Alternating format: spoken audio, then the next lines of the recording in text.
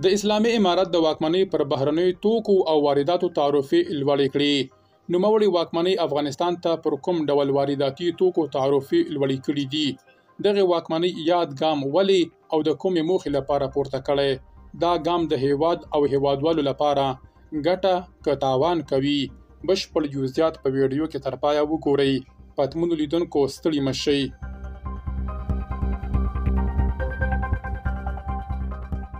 د اسلامي امارت د واکمنۍ د مالیې وزارت خبر ورکړی چې پر ګول سیخ، طبي پنبې، پیمپرو او کوټکس، فشاري رنګ چرمي او پلاستیکي څپلیو باندې د کورني صنعت د ودې په موخه تعرفې لوړې کړې دي. په دغو توکو کې ګول سیخ، پلاستیکي او چرمي څپلۍ او بوټان او یو شمېر نور توکي ګډ دي.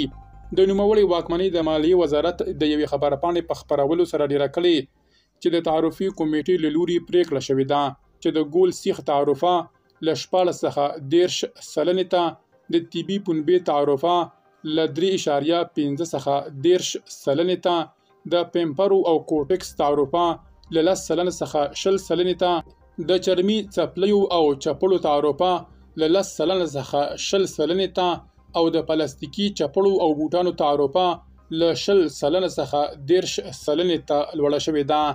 د وزارت پر بنسټ چې د تعرفې کمیټې په یاده ناسته کې د زنځیر او ښیښایي او چینی لوښو په تعرفې کوډونو کې هم اصلاحات رامنځته کړي دي. یاد وزارت ډیره کړې چې پر نوموړو توکو یې د کورني تولید لپاره د وړ بازار موندلو په موخه تعرفې لوړې کړې، خو وګړي وایي ډیرې شوې تعرفې به د مصرف کوونکو د پیر لګښت لوړ کړي.